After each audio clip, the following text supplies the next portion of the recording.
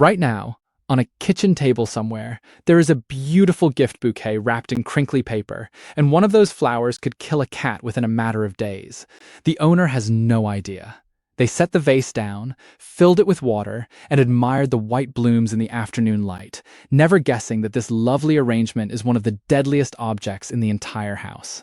I am Dr. Leo Tran, your neighborhood vet, and today I am walking you room by room through the silent killers hiding in plain sight, starting with that innocent-looking vase on the counter. Stay with me, because this is the tour that saves cats. Here is the thing that most people never learn until it is too late. A cat is not a small dog, and a cat is definitely not a small person. Your cat's liver is missing certain enzymes that break down toxins, the very enzymes that let you and me and the family dog shrug off things that would be dangerous to a smaller body. When a substance enters a cat's bloodstream, that little liver often cannot process it, cannot filter it, cannot clear it out. So a dose that means nothing to us, a crumb, a lick, a single sip, can build up and overwhelm a cat's organs completely. Picture a tiny filter in an old sink trying to strain something it was never built to handle. That is why the ordinary items on your shelf carry extraordinary risk, and that is why this conversation matters so much. Keep that one idea in your mind as we walk through the house together, because it explains every single warning that follows.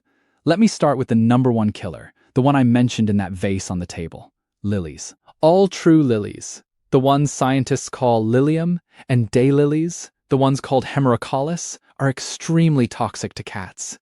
And I do not mean mildly unpleasant. I mean a single petal, a single leaf, even a dusting of yellow pollen brushed onto the fur and then licked off during a normal afternoon grooming session can trigger acute kidney failure and death. Think about that. Your cat does not even have to eat the flower. Pollen lands on the soft fur of the back. The cat cleans itself the way cats always do, and the poison is swallowed. Cut flower bouquets are the classic hidden danger, because they arrive as gifts. They look harmless in that glass vase, and nobody suspects the arrangement on the windowsill. So here is my rule, and I want you to write it on your heart.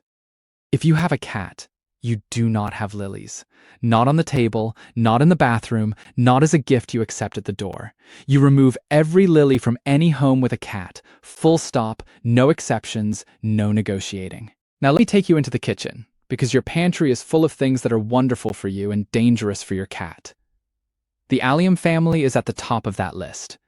That means onions, garlic, chives, leeks, and shallots. These foods destroy a cat's red blood cells and cause a dangerous anemia. And here is the part that surprises people. Cats are even more sensitive to alliums than dogs are.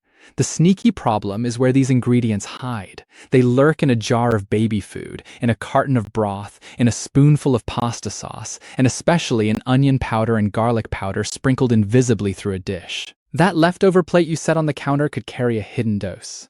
And the danger does not stop with alliums. Keep chocolate far away from your cat, along with grapes and raisins, the sweetener called xylitol that appears in sugar-free gum and peanut butter, any form of alcohol, raw bread dough that expands in a warm stomach, and even too much canned tuna over time. I want you to picture the most ordinary scene in the world. A family finishes dinner, leaves the garlic bread and the plate of leftover stir-fry on the kitchen counter, and turns off the light for the night.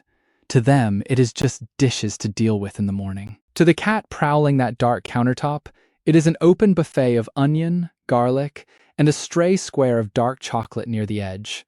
A closed pantry door and a wiped counter are quietly protecting your cat every single day, and the simple habit of clearing plates before bed may be one of the most protective things you ever do. Next, let me open the bathroom cabinet and the bedside drawer, because human medications are among the most heartbreaking cases I see.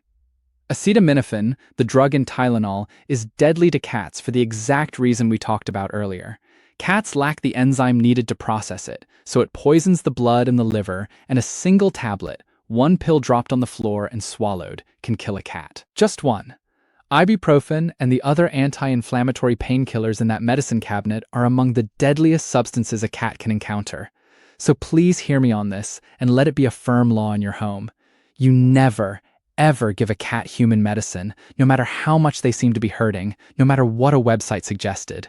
What helps you can end their life. Keep every pill bottle capped, Keep pills off the counter and off the nightstand, and remember the purse hanging on the chair, because a loose tablet at the bottom of a handbag is exactly the kind of thing a curious paw finds. Now follow me down to the garage and the laundry room, where the household chemicals live.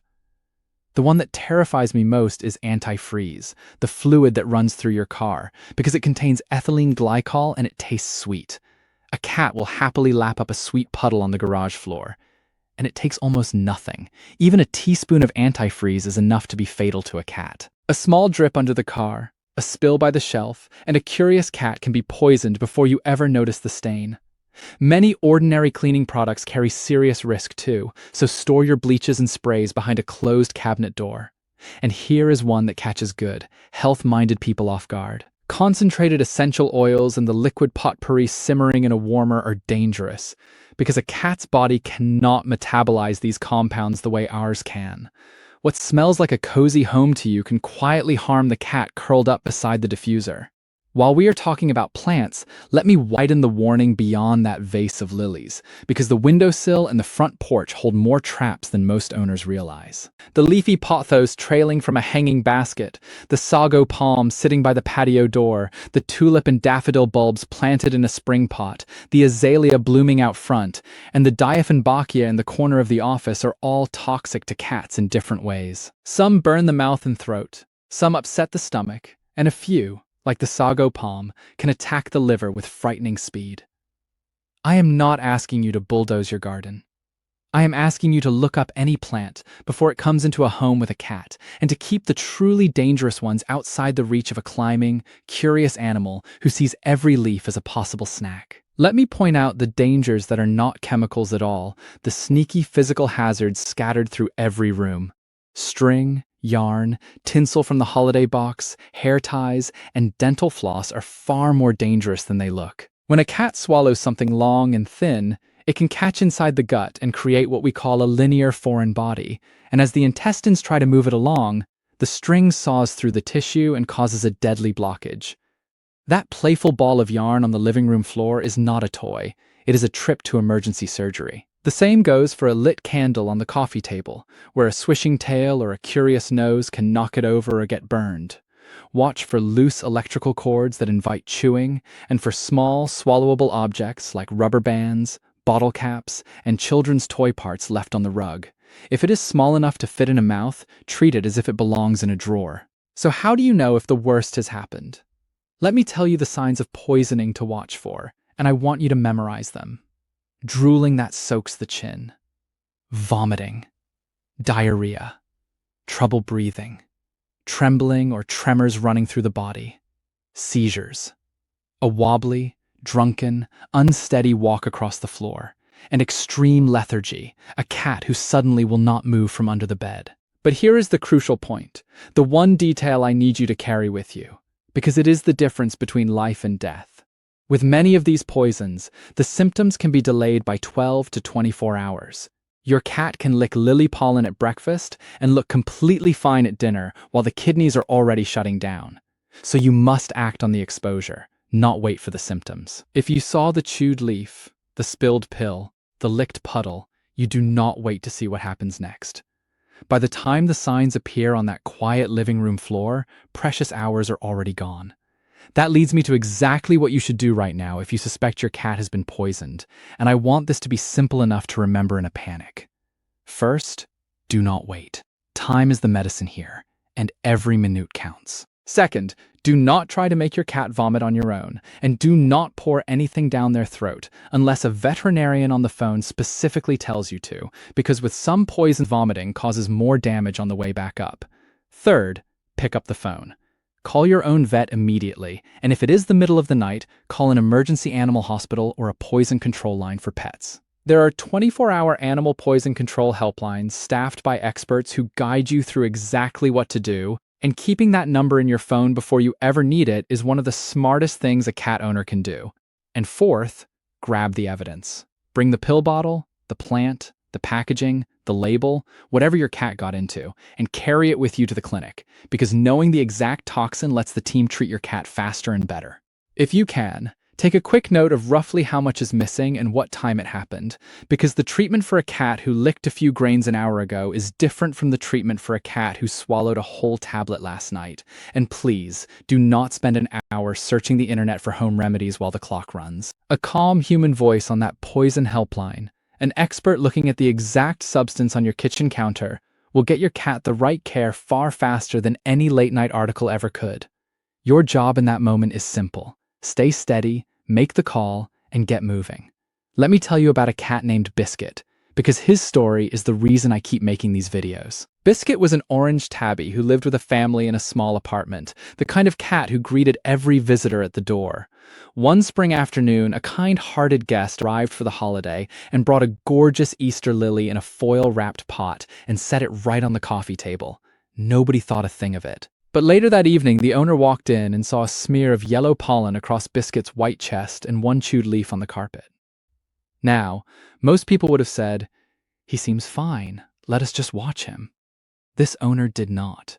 She remembered a video very much like this one. She scooped Biscuit up, called the emergency line, and drove straight to the clinic with that lily pot on the passenger seat. Because she acted on the exposure instead of waiting for symptoms, we started treatment while his kidneys were still working, and Biscuit came home a few days later, tired but alive. Every time I think of that orange cat sleeping in a sunny window, I think that is what acting fast looks like. That is the whole point.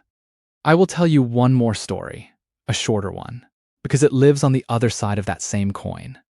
A gray short hair named Mochi got into a spilled bottle of ibuprofen that had rolled under the nightstand and popped open on the bedroom floor. Her owner found 2 scattered tablets and a chewed gel cap, and told himself she seemed perfectly normal, playing with her feather toy as if nothing had happened. He decided to wait until morning. By morning, Mochi was hiding under the bed, refusing food and water, and by the time she reached my clinic, her little kidneys were already in crisis. We fought hard for her, but that overnight delay was the difference we could not overcome. I do not tell you Mochi's story to frighten you. I tell it so that the next time you find a spilled pill on the bedroom carpet, you hear my voice reminding you that a calm, playful cat can already be in danger. Act on the exposure. Do not wait for the morning. Now, let me clear up 4 myths that get cats killed, because these beliefs feel like common sense and every one of them is wrong. Myth 1, if it were really poisonous, my cat would not eat it or lick it. False. Cats groom off whatever lands on their fur without tasting danger, and they nibble plants out of pure curiosity. Their instincts do not protect them from a modern living room. Myth 2, a tiny amount cannot hurt. False. And dangerously so, because with lilies, with acetaminophen, with antifreeze, a tiny amount is exactly the fatal amount. There is no safe small dose of these. Myth 3, only outdoor cats are at risk. False. The indoor cat curled on the couch is surrounded by bouquets on the table, pills in the drawer, and chemicals under the sink. The living room is a minefield too. Myth 4, I will just wait and see if symptoms show up. This is the deadliest myth of them all, because the delay between exposure and symptoms is the window where treatment works. Waiting and watching is not caution. When it comes to poison, waiting is the mistake that costs a life. So let me give you a simple cat-proofing checklist to run through tonight, walking your own home with new eyes. Number 1, no lilies, ever, not as a plant, and not in any bouquet that crosses your threshold. Number 2, secure your foods. Keep the alliums and chocolate and everything else behind a closed pantry door and off the counters. Number 3, lock away every medication, human and pet, in a drawer or cabinet a paw cannot open, and check the bottom of your purse. Number 4, seal up the chemicals, the cleaners, and the essential oils, and clean any antifreeze spill on the garage floor the instant it happens. Number 5, put away the string, the yarn, the hair ties, the floss, and every small, swallowable object, so the living room floor is clear. And number 6, save a 24-hour pet poison helpline number in your phone right now, tonight, before you ever need it. 6 small habits, 1 much safer home. If this room-by-room tour opened your eyes even a little, do one thing for me. Give this video a like, because it genuinely helps me reach other cat owners who have a lily on their table right now and no idea of the danger. Subscribe so you never miss these cat health deep dives, because the next thing I want to show you might be the thing hiding in your own home. And leave me a comment telling me which of these silent killers surprised you the most, because I read them, and your story might be the one that saves the next biscuit. This is Dr. Leo Tran, reminding you that a safe home is the greatest gift you will ever give the little creature who trusts you completely. Take care of them,